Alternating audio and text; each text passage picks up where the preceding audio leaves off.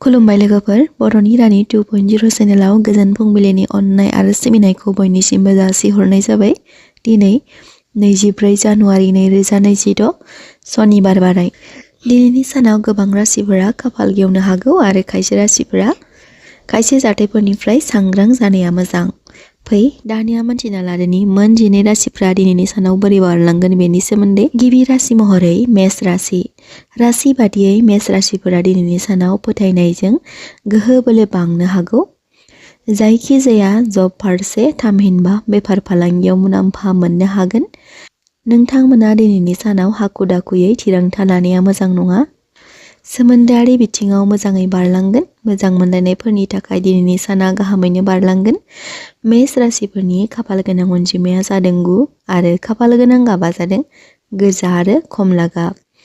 वृष राशि। राशि बादियै जिउनि लोगोजों सोमोन्दो थानाय जाथायाव गोसोखौ बोरैबा मोनखांनो हागौ। खायसे प्लेनिं लानाय खामानिफ्रा फेलें नुजाथिनो हागौ।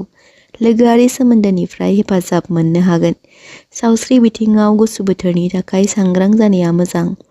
वृष राशिफोरनि खाफाल गोनां अनजिमाया जादों 6 आरो खाफाल गोनां गाबा जादों गोथां।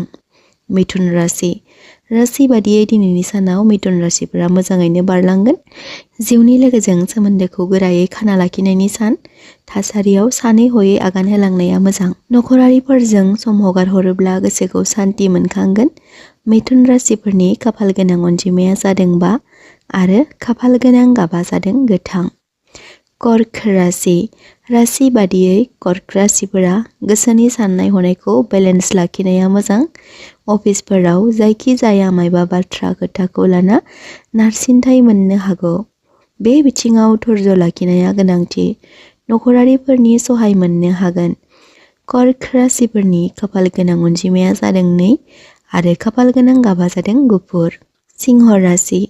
राशि बादियै खामानि फारसे बाथ्रा खोथाया गनायथावना महर मोनखांगोन। बेफार फालांगियाव मुलाम्फा मोननो हागोन। सावस्रि फारसे सांग्रां जानाया मोजां। नखर संसाराव गोजोनै बारलांगोन। सिंह राशिफोरनि खाफाल गोनां अनजिमाया जादों 1 आरो खाफाल गोनां गाबा जादों गोमो आरो गोथां। कन्या राशि। राशि बादियै जायखिजाया बिथिङाव गोसो होना खामानि मावलांनाया मोजां। थाल गैयै जाथायफ्राव जेंना सोमजिहोनो हागौ। सावस्रि बिथिङाव सांग्रां थानाया मोजां, अब्ला देहाखौ सान्थि मोनखांनो हागौ। कन्या राशिफोरनि खाफाल गोनां अनजिमाया जादों 5 आरो खाफाल गोनां गाबा जादों गोथां। तुला राशि। राशि बादियै सोमोन्दो फारसे मिलौदो महर मोनखांहोनो हागोन। जिउनि लोगोजों हेफाजाब होलायनाय मोननो हागोन। नखराव खायसे मोजां खौरांफोरा नुजाथिनो हागौ। तुला राशिफोरनि खाफाल गोनां अनजिमाया जादों 6 आरो खाफाल गोनां गाबा जादों निला। वृश्चिक राशि। राशि बादियै दिनैनि सानाव नोंथांमोना गावबा गावनि खुगाखौ हमथाना बाथ्रा रायज्लायनाया गोनांथि। खस्थ' खालामोब्ला मोजां फिथाइ थायहोनो हागोन। मोजां मोनलायनायफोरनि थाखाय गाहाम सान। सावस्रि बिथिङाव सांग्रां जानाया मोजां। वृश्चिक राशिफोरनि खाफाल गोनां अनजिमाया जादों 9 आरो खाफाल गोनां गाबा जादों गोजा आरो मेरुन। धनु राशि। राशि बादियै बहाबा दावबायनो थांनो हागौ। सोलोंथाइ बिथिङाव थामहिनबा केरियारजों सोमोन्दो थानाय जाथायफ्राव लाब मोननो हागोन। गोसोआव फोथायनाय बांगोन। मोजां मोनलायनायफोरनि थाखाय मोजां सान। सावस्रि बिथिङाव गुसु बोथोरनि थाखाय सांग्रां जानाया मोजां। गोसोआव फोथायनाय बांगोन।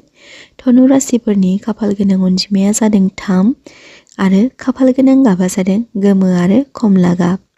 मकर राशि। राशि बादियै खामानिया बांनो हागौ।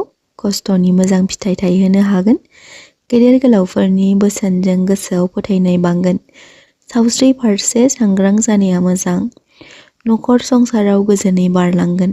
मकर राशिफोरनि खाफाल गोनां अनजिमाया जादों 8 आरो खाफाल गोनां गाबा जादों निला आरो गोथां। कुम्भ राशि। राशि बादियै दिनै गोदान साननाय हनायफ्रा गोसोआव जाखांफैनो हागौ। खायसेफोरनि थाखाय दिनैनि साना गाहामैनो बारलांगोन। गोदान प्रजेक्टफोराव खामानि मावनो हागौ। कुम्भ राशिफोरनि खाफाल गोनां अनजिमाया जादों 8 आरो खाफाल गोनां गाबा जादों निला आरो फान्थाव गाब। मिन राशि बादियै गोसोआव बेले-बेजे साननायफोरा नुजाथिनो हागौ। खामानिफोरजों लोगोसे गावबा गावखौ सम होलायनाया गोनांथि। सावस्रिनि थाखाय ध्यान आरो गोजोनै थायोब्ला सावस्रिनि थाखाय मोजां। मोजां मोनलायनायाव गोरोबलायनाय फैगोन। नखर संसाराव अनज्लायनाय मोनगोन। सावस्रि बिथिङाव मोजाङैनो बारलांगोन। मिन राशिफोरनि खाफाल गोनां अनजिमाया जादों 3 आरो खाफाल गोनां गाबा जादों गोमो आरो गलाब। दिनैनि सानसेयारि फानजामुथि फरायथिनाय भिडिअखौ जाय बिथांमोना जोबजासिम नायजोबलांबाय बिथांमोननि थाखाय आंनि गोसो गोरबोनिफ्राय हाजासे अननाय आरो सिबिनायखौ जासिहरनाय जाबाय।